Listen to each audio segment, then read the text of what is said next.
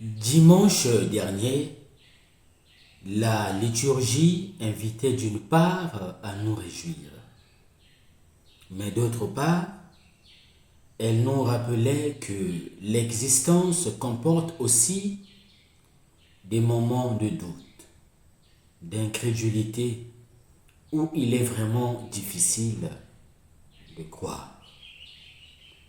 La joie et le doute sont des expériences constitutives de notre vie.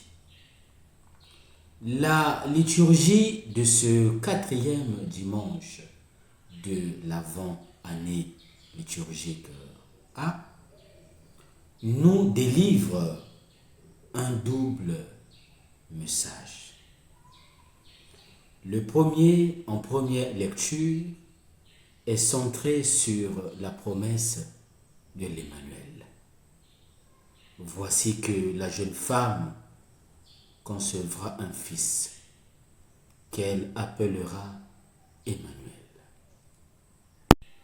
Quelle est la signification de cette prophétie? L'oracle de la naissance de l'enfant doit être lu à plusieurs niveaux. Il nous est cher, car les premiers auteurs chrétiens y ont reconnu une prophétie sur le Messie Jésus-Christ. Le premier niveau est littéral. Une jeune femme en âge de se marier, encore vierge, concevra et enfantera. Le niveau historique est nécessaire pour contextualiser. Les auditeurs d'Isaïe sont ceux de la maison royale. Fait-il référence au fils du roi Akaz ou à un fils du prophète Isaïe? Peut-être Ézéchias, fils d'Akaz, qui est donc appelé à rétablir la bonne fortune d'Israël. Ou bien un fils du prophète annonçant un nouvel intermédiaire entre le roi et le Seigneur. Le nom Emmanuel nécessite une interprétation plus prophétique et sapientielle. Il est en effet la clé de lecture, comme l'ont bien compris les évangélistes, notamment Matthieu chapitre 1 verset 23, notre texte du jour. Et comme le confirme le lien avec la prophétie royale de Nathan dans 2 Samuel chapitre 7. Le nom d'Emmanuel est Dieu avec nous. C'est ce qu'exprime la foi de la jeune Vierge en Dieu. Le nom donné à son fils est une déclaration de confiance dans la providence divine. Cette confiance est le contraire de la conduite des rois de Juda, d'Israël, de Damas et d'Assyrie. Dieu avec nous naît donc de la foi que nous avons en Dieu. À l'orgueil humain, Dieu répond par la tendresse d'un enfant dont la mission est de rétablir la présence de Dieu auprès de l'homme. Jésus est l'accomplissement le plus beau de cette parole d'espérance. Il unit en lui Dieu à nous et nous à Dieu. Le deuxième message que nous offre la liturgie nous vient de l'Évangile. Ici, il est lié au nom de Jésus. Tu lui donneras le nom de Jésus, entend Joseph dans un rêve. Le rêve est le domaine où s'exprime l'inconscient, c'est-à-dire cette force profonde qui indique la transcendance de notre condition. Tu lui donneras le nom de Jésus. Ici, l'évangéliste Matthieu établit un lien entre le nom de Jésus et le salut du peuple de ses péchés. Cela n'est pas compréhensible en français, mais l'est en hébreu.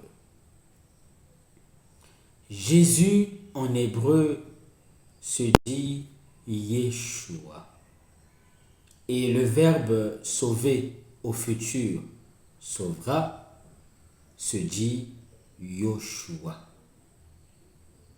Il y a donc en hébreu un jeu de mots.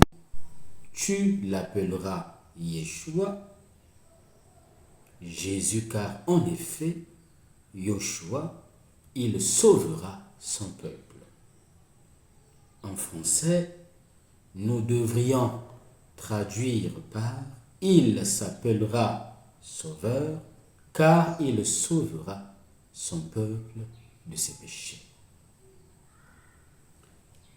Matthieu est le seul évangéliste qui, dans le repas du Seigneur, ajoute les mots que le sang de Jésus est donné pour effacer en vue du pardon des péchés.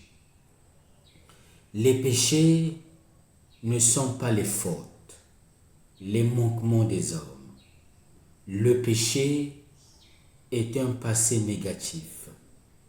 C'est un passé non conforme au désir de Dieu. Tu lui donneras le nom. Donner le nom, c'est être père. C'est ton fils qui t'est donné. Donner le nom, c'est d'ailleurs entrer librement en communion et appeler par son nom. Jésus est le nom même de Dieu. Dieu sauve. Qui est Dieu pour nous? C'est Jésus, c'est-à-dire celui qui nous sauve du péché. Pourquoi le péché est-il mentionné en rapport avec la naissance de Jésus? Parce qu'un homme nouveau ne naît pas là où règne l'égoïsme, où chacun ne cherche que son propre intérêt, où l'on ne se préoccupe que de ses propres biens, où l'action de Dieu ne peut s'exprimer. Célébrer Noël, c'est se rendre disponible pour rendre Dieu présent dans notre vie. Joseph et Marie s'épanouissent comme une fleur surprenante après la longue attente du petit reste d'Israël, comme si pour la faire éclore, les générations s'étaient succédé dans un cheminement de purification toujours plus lent vers le projet de Dieu. À l'approche de Noël, que devons-nous faire? Ne nous laissons pas emporter par des courses inutiles ou par la tristesse, parce que nous n'avons pas la famille que nous souhaiterions.